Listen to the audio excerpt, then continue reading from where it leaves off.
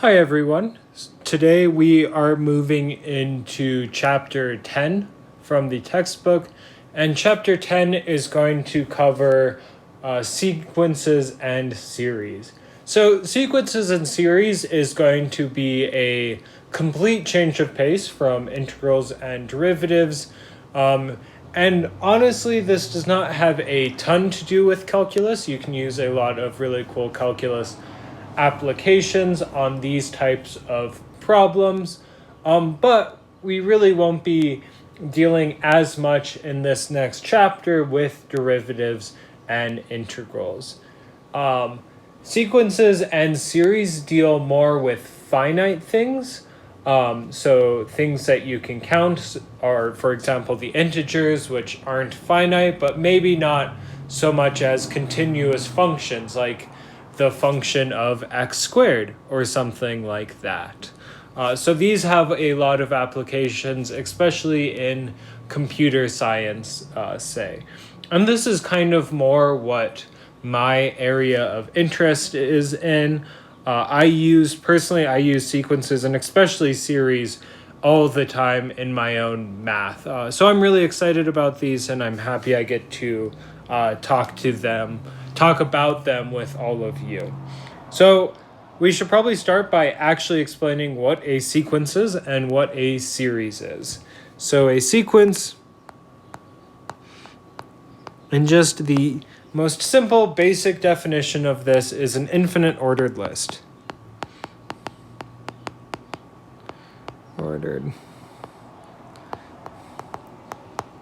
So we generally denote this with these curly brackets, and I might have 1, 1, 1, 2, 1, 1, 14, so on and so forth, with no real pattern to it. I could have something like 1, 2, 3, 4, 5, 6.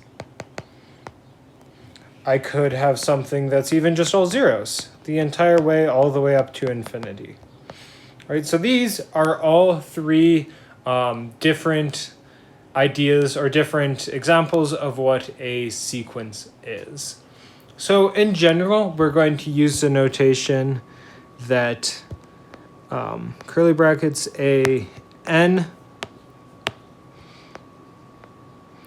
is going to be our sequence where we're going from 1 to infinity. So in the case of this first sequence right here, my A1, my first element, is what A1 means, is 1. A2 is 1. A3 is 1. A4 is going to be 2. A5 is 1. A6 is 1. A7 is 14. In the second sequence, I have A1 is 1. A2 is 2. A3 is 3, so on and so forth. There are a couple of different conventions that we have for these sequences. The other one is going to be an, and we are going to start at 0 rather than infinity. So if you have a lot of coding experience, this might be more comfortable for you. Oftentimes in basically every code other than MATLAB, your sequences will start at 0 instead of at 1. And so this is just something that you need to make very clear when you are dealing with these sequences, whether you'll start at 0 or 1, but you will see both in this course.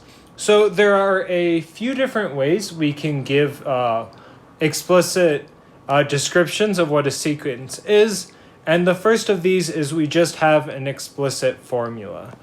So let's say I would like to take the an is 1 over 2n, and I'm interested in the sequence an from 0 all the way up to infinity. Well, what this means is that my 0th term, my first term, is going to be 1 over 2 to the 0. 2 to the 0 is 1, and so I have a1. A sub 1 is going to be 1 over 2 to the first, which is 1 over 2. And then I have n equals 2, or 1 over 4, 1 over 8, and so on and so forth. And then we can graph this as well, right? So rather than having this continuous graph that we are normally used to, we would have just specific points at all of the integers. So if these are my n values and these are my an values, at n equals 0, I have 1. At n equals 1, I have a 1/2. I then get a 1/4, 1/8, 1/16, and so on and so forth. So it's a bit different than the types of functions you're generally used to, but we can still graph them the exact same way.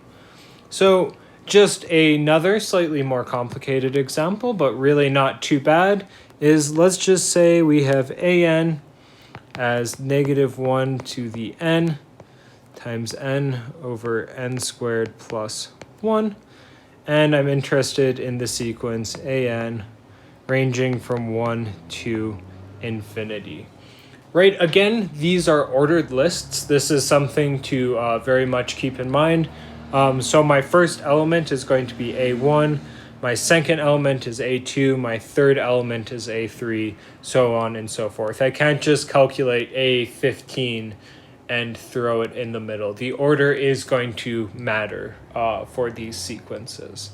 So a sub 1 is what happens when we plug in 1, and we get that this is -1 to the 1 times 1 over 1 squared plus 1, or 1/2. Great. A sub 2 is now -1 squared. Oh, this should be a -1/2, right? Because I have -1 to the 1 times 2 over 2 squared plus 1, or 2/5.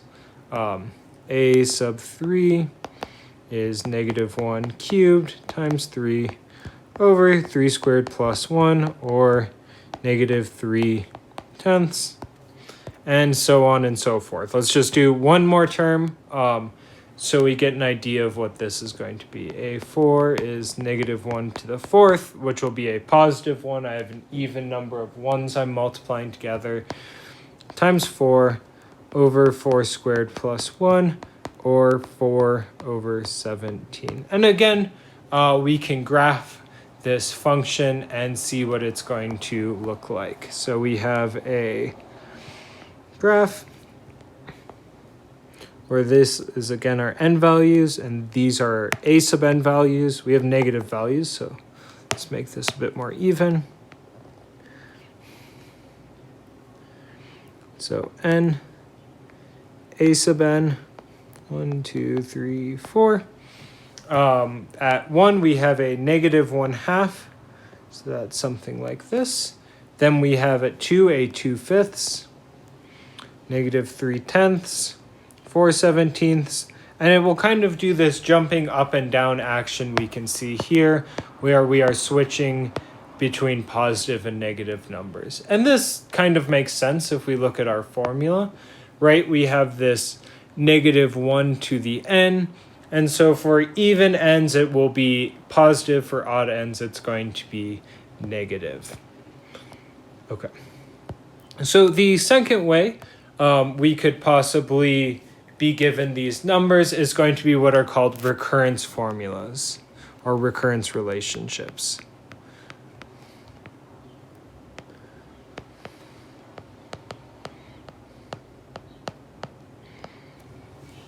So this is when you have some formula that's going to depend on the other terms in your sequence. So say, for example, an easy way to do this is you say, okay, my n plus 1 first term is going to be given by 2 times my previous term plus 1.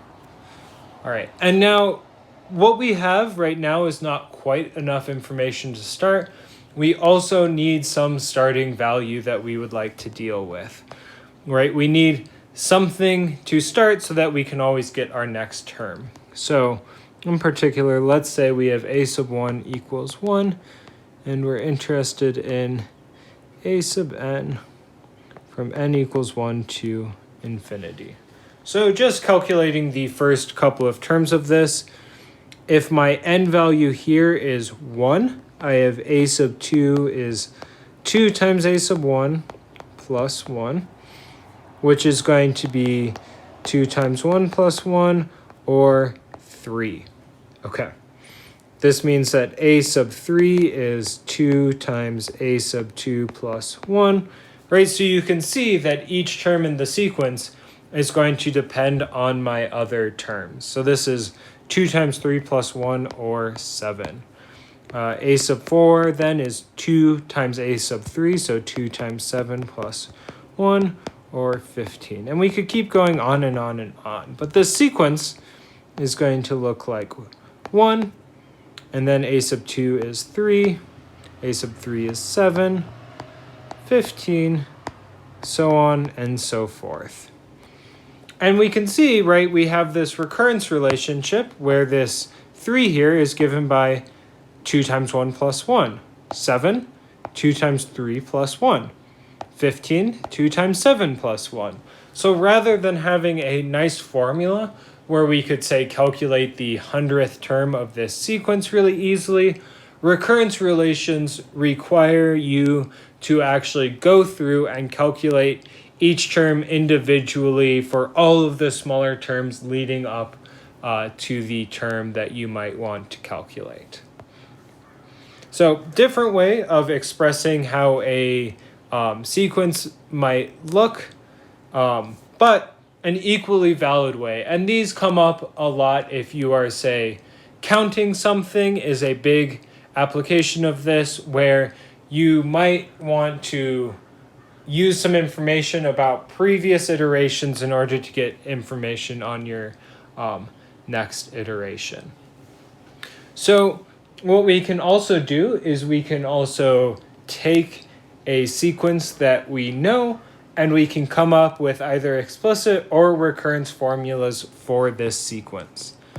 So as an example of this, let's say I have the sequence a sub n, and let's go from 0 to infinity is going to be -2, 5, 12, 19, and so on and so forth. And so a really good question is, okay, what's a recurrence relationship for this formula? Well, we have our starting point. We have that a sub 0 is a -2, right? With recurrence relations, we always need this starting point so that we can build up off of this. And then we need to figure out how each term interacts with the one before it. And in this case, we can see that from -2 to 5, there's a difference of 7. From 5 to 12, there's a difference of 7. From 12 to 19, there's a difference of 7. And so we get that a sub n plus 1 is equal to a sub n plus 7. And this is going to be a recurrence formula for this sequence, right? We're just adding 7 each time to the previous term.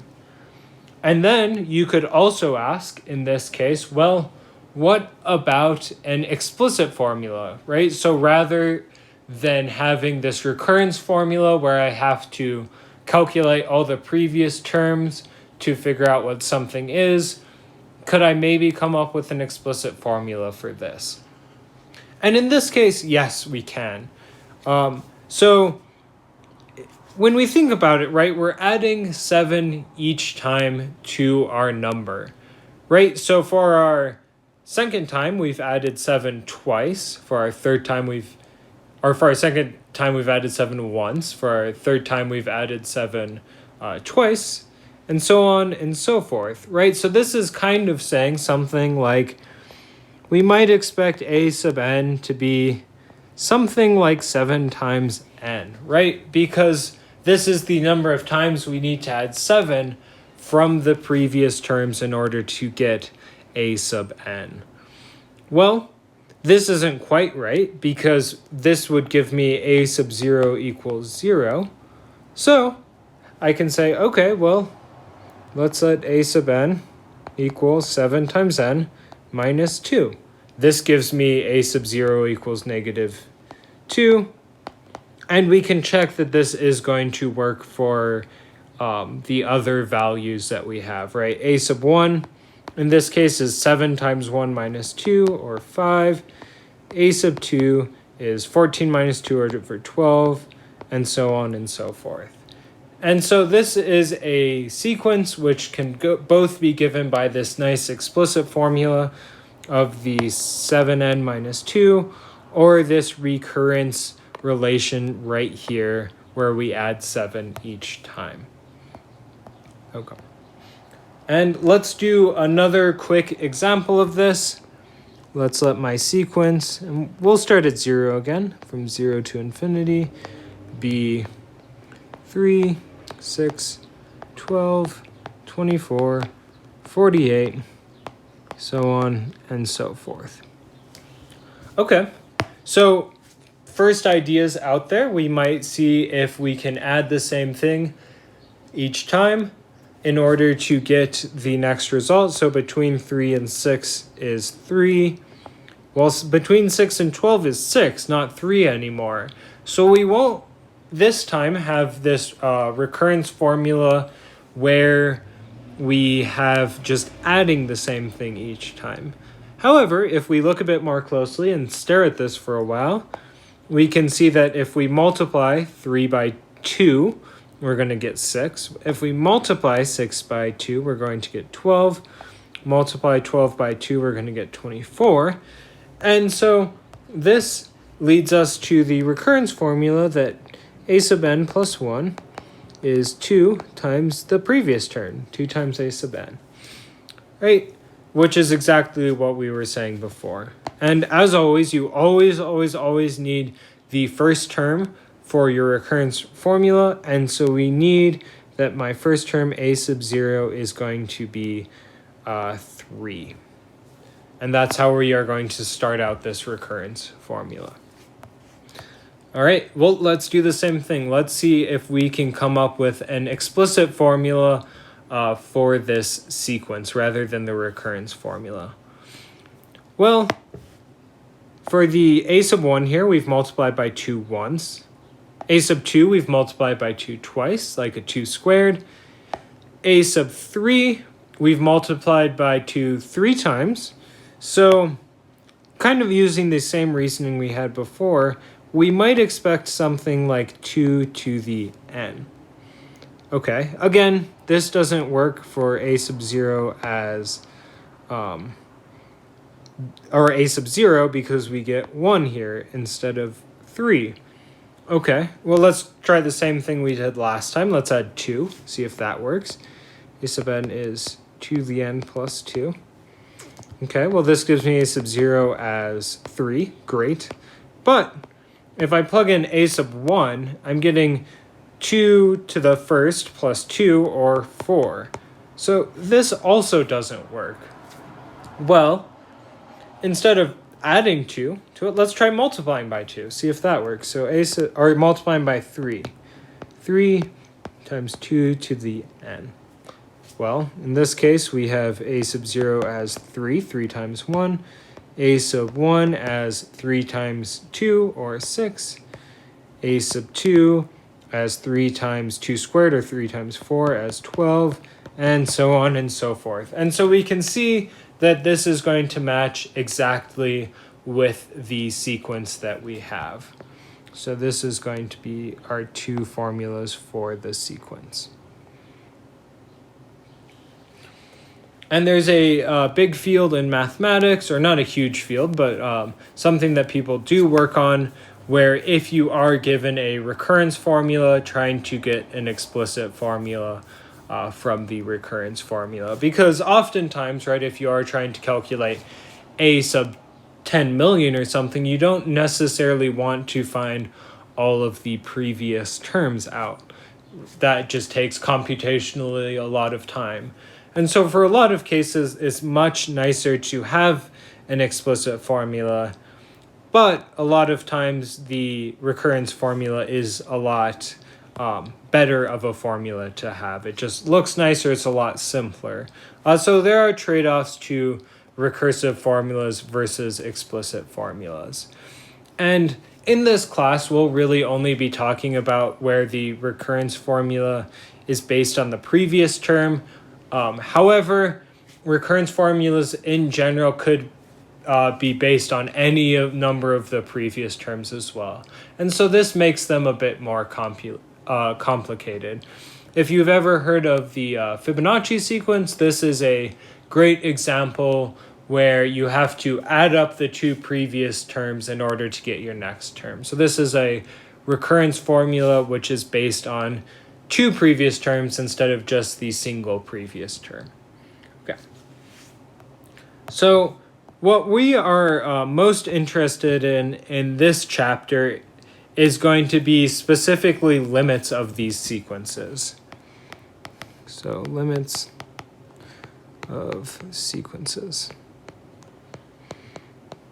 which we're going to denote, same thing we denote as a function limit as n goes to infinity of the sequence a sub n.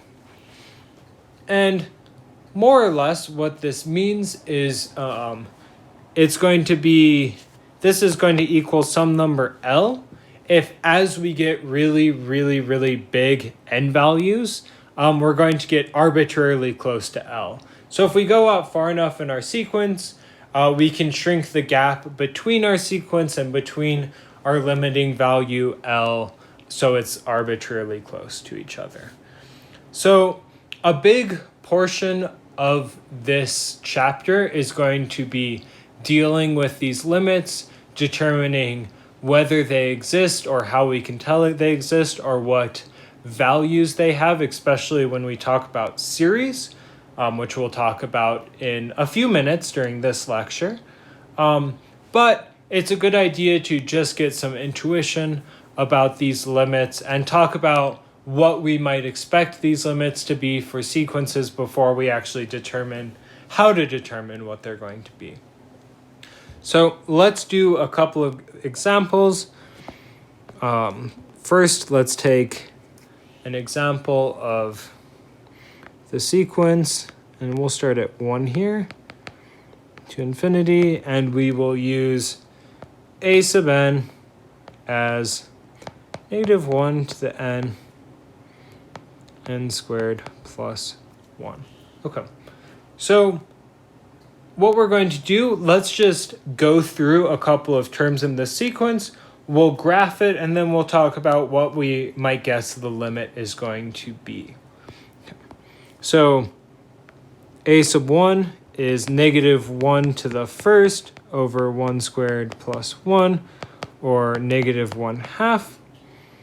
A sub 2, -1 squared is a positive 1 over 4 plus 1, or 1/5. A sub 3 is a -1/10. A sub 4 is a positive 1/17. That's a terrible one. Positive 1/17, and so on and so forth. So if we graph this, graphing again with our n values on the x-axis and our a sub n values on our y-axis, 1, 2, 3, 4, we have a sub 1 as a -1/2. Do these as -1 and 1. A sub 2 as a 1/5. A sub 3 as a -1/10. Positive 1/17. And then we'd keep going. So you can kind of see from this, right? We're bouncing. We'd keep bouncing here. But we're going to get closer and closer and closer to the x-axis in this picture, the n-axis, which means that we're getting closer and closer and closer to an a sub n value of 0. So a good conjecture for this, and what actually happens to be the case for this, is the limit as n goes to infinity of 1 over our -1 to the n over n squared plus 1 is going to be 0. Because as we get larger and larger n values, we're kind of closing this gap between the a sub n values and this value of 0. Okay, so let's go through a couple more examples, see if we can determine what their limit is going to be or whether or not it exists. So as another example, let's take the sequence now starting at 0, and let's go with a sub n as cosine of n pi. Okay, great.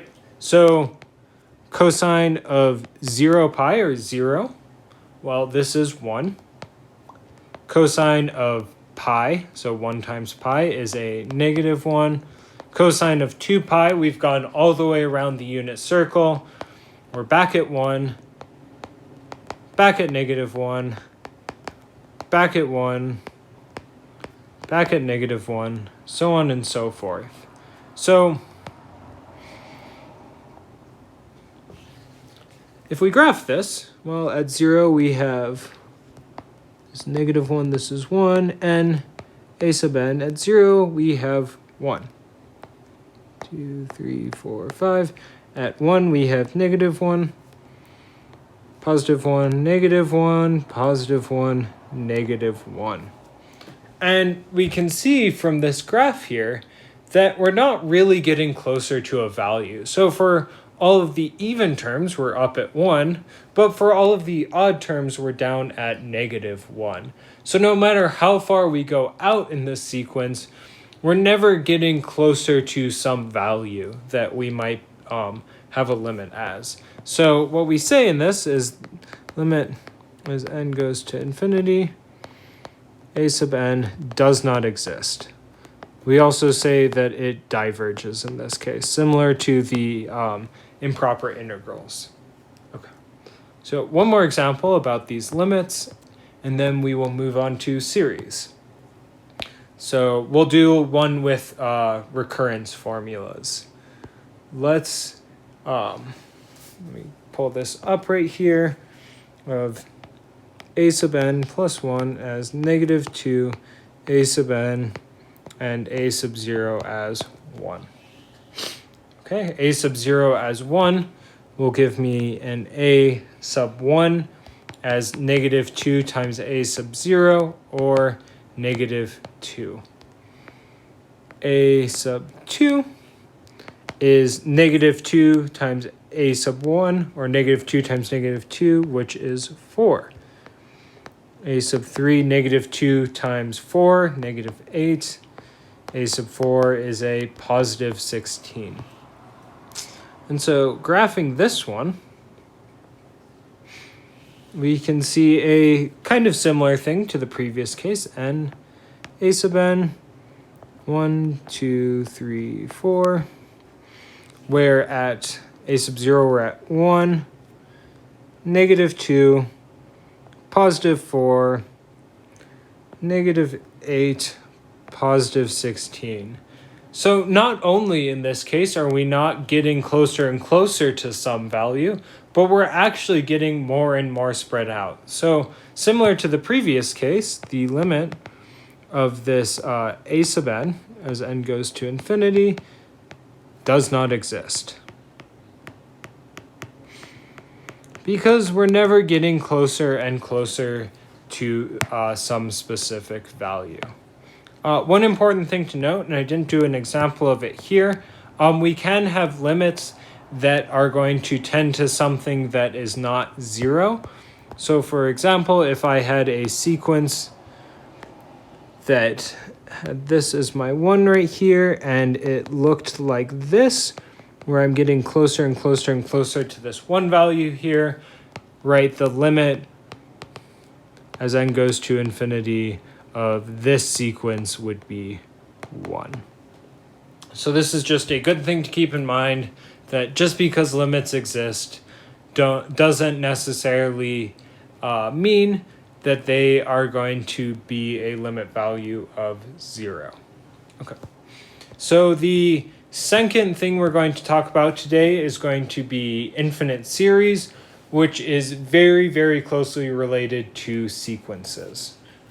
So I denote an infinite series as the sum from k equals 1 to infinity, a sub k as a1 plus a2 plus a3 plus a4 plus... And this is an infinite series.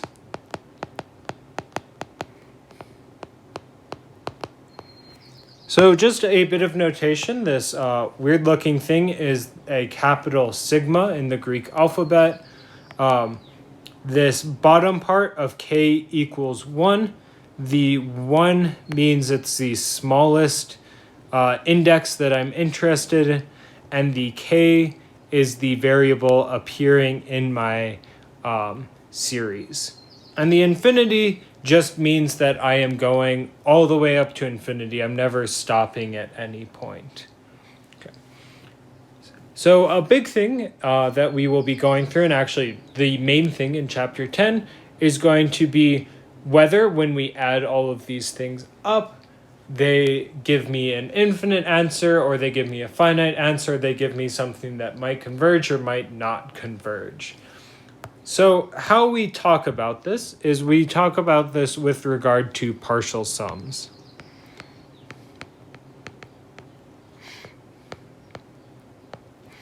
So partial sum is exactly what it sounds like, where we only sum up a partial amount of the function. So s of 1 is the sum of the first term, or a sub 1.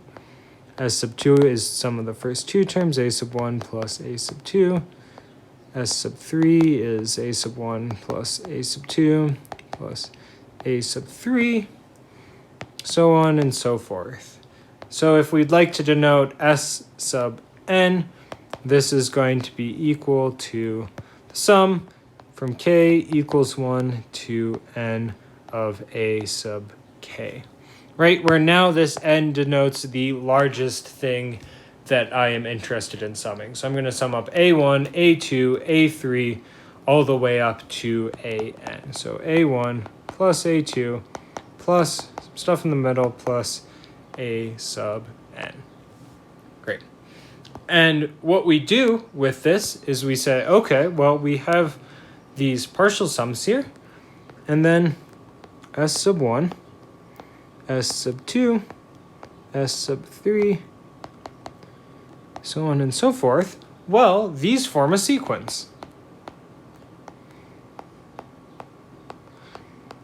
And what we do then is, instead of dealing actually with summing an infinite number of things, which doesn't really make sense, right? That takes a infinite amount of computational time, as long as everything is non-zero. And like, it doesn't really make sense to sum something an infinite number of times. Instead, what we do is we look at these partial sums, and we say, okay, well, this sum from k to 1 to infinity is of a sub k is just going to be the limit of these partial sums to infinity of s sub n. Right, so what it's saying is that if we cut off the sum at a certain very, very large number, so we only sum the first trillion terms or the first gazillion terms or whatever, right? We're going to get closer and closer and closer to some specific value. And this is how we are going to define this infinite sum that we have right here. So a lot of this chapter will be dealing with infinite series, and we'll be determining whether this function right here exists, what its value might be, how we can tell that it exists or does not exist, all of these different things that we might have. So just kind of as a brief talking about what these might look like, let's say I would like to sum from k equals 1 to infinity of 1 over k times k plus 1. Okay. Well, what we need to do is we need to form a sequence with all of the partial sums in there, and then let's make a conjecture about whether this converges or whether this diverges. So my s sub 1 is just my sum of my first term, so this is 1 over 1 times 1 plus 1, or 1/2. S sub 2, well, rewriting this slightly, S sub 2 is S sub 1 plus my A sub 2, where A sub 2 is going to be what happens when I plug in 2 for this. So this is 1/2 plus 1 over 2 times 3, okay, which is going to leave me with a 3/6 plus 1/6, or 2/3. Great. S sub 3 is now going to be my partial sum. So I'm adding up the first two elements, gives me 2/3, and then I throw on the third element. So this is 1 over 3 times 4, so 3 plus 1, which is 2/3 plus 1/12, or 9/12, or dividing by 3, this is 3/4. And we can continue this. Let's just do one more term. It'll make the pattern a bit more clear. S4 is the first 3 terms plus the fourth term added together. So this is 1 over 4 times 5. So 3/4 plus 1/20, which is going to come out to 16 over 20 equals 4 over 5. Great. If we plot these out, we have now our partial sums, these s's here. S sub, this is still my n value, and now this is my partial sums, S sub n. Call this 1 here. At 1, we have 1/2. So 1, 2, 3, 4. 1, we have 1/2. At n equals 2, we have 2/3. We then have 3/4, 4/5, and you might guess, and you would be correct in guessing, that we'd actually get 5/6, 6/7, 7/8, so on and so forth. But you can see, as we get larger and larger n values, we're going to get closer and closer to this line of 1. And so a good conjecture, and what would actually be correct, is that sum k equals 1 to infinity of 1 over k plus 1 is going to be equal to 1. So the rest of the chapter, as I've mentioned before, is going to be talking about how to actually check our conjectures for these. And this has a lot of wide-ranging applications that we will cover as we get to them in each of these sections. And you'll see more and more of these applications as we go farther and farther on, rather than just this kind of brief overview that we did.